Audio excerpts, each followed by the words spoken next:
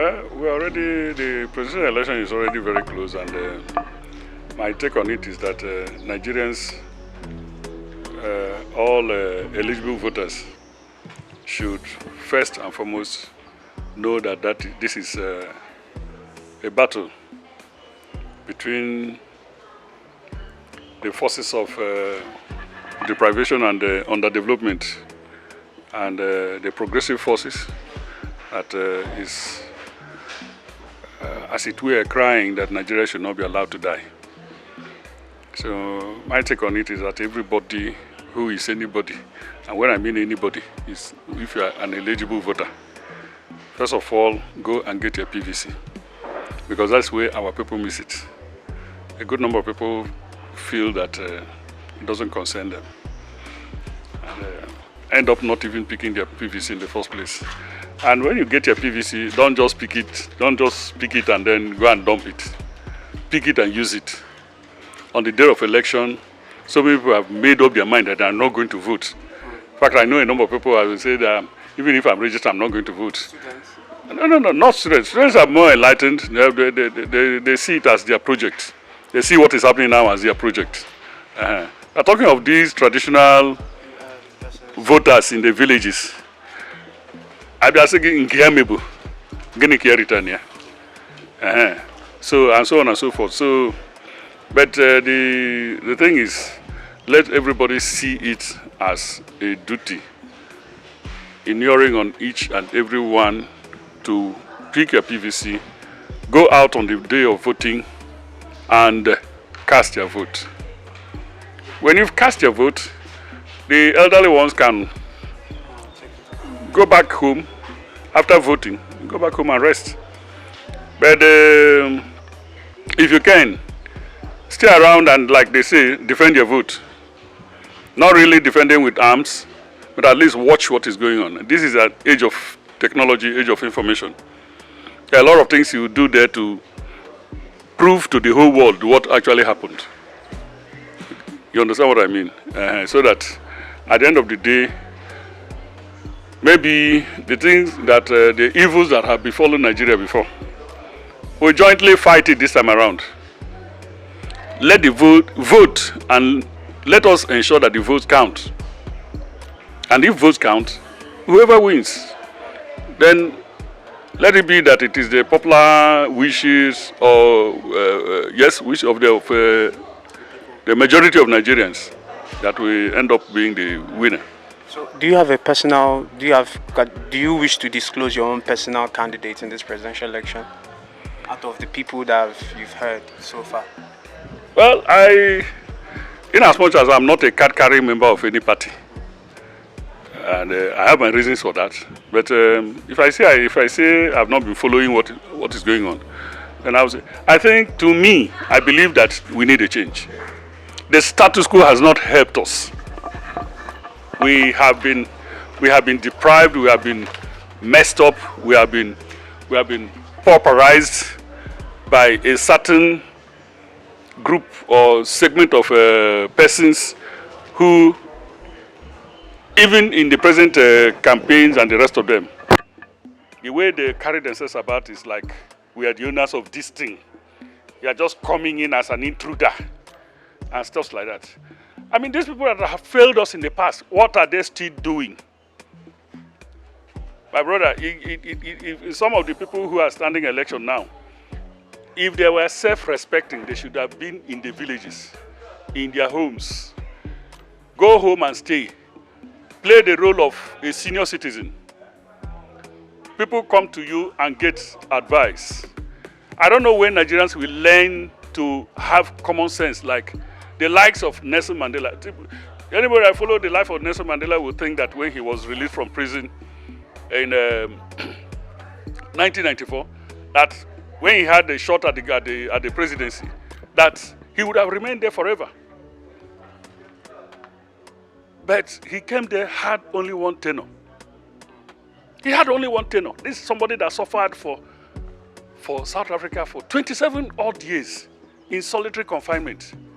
He came out, by the grace of God, he got a shot at the presidency. And after going for 4 years, he simply said it's over. People were persuaded him. Why don't you continue? You are doing well. The people like you. You still enjoy popular fellowship. Why don't you go? What?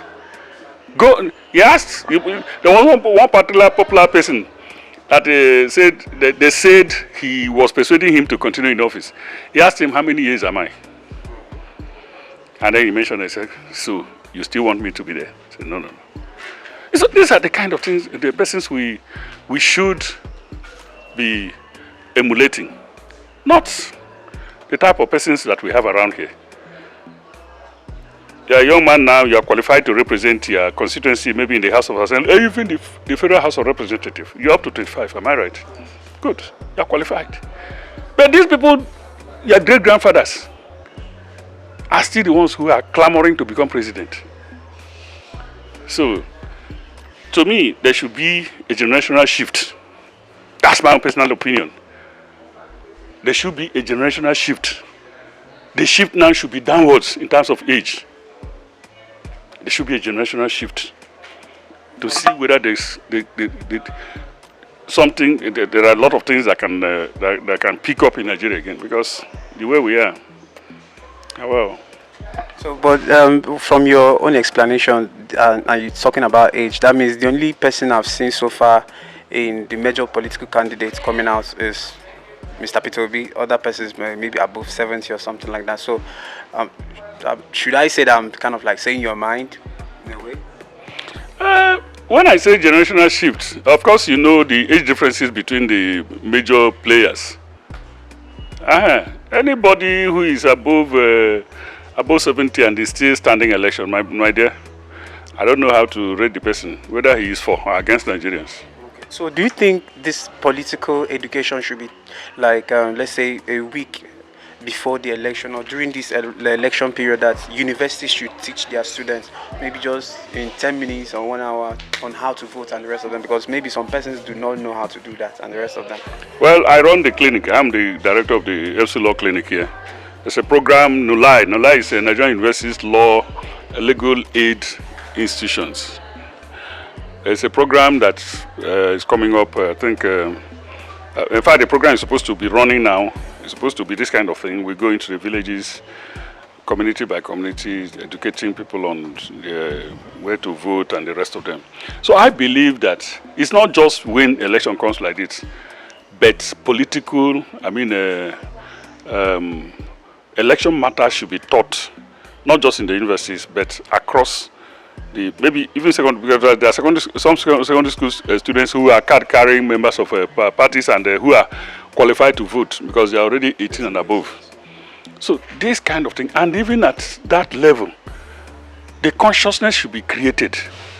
And in our universities, it should be one of the, like voter education or fundamental rights, sensitization and citizenship, whatever, should be taught as a general course in the universities. Through that, pure academics will, in an atmosphere of purely academic discourse, enlighten this younger generation. Because some of them were born into these evils that have befallen our society. They don't even know what is the proper way to do things. They believe that the way maybe some of their fathers were politicians and they were among those that polluted the system like this. Daddy had been like this, so that is the best way to go about it. Or uncle had been like this, that's the best way. There is need for serious conscientization of the present generation, because when we talk of when we are talking of generation shift, it's only that the ones that are enlightened among the younger generation should take up the reins of government and try to educate the masses, because to a very large extent there's a haze of mass ignorance when it comes to voting and even standing up to say no when there's need to say no.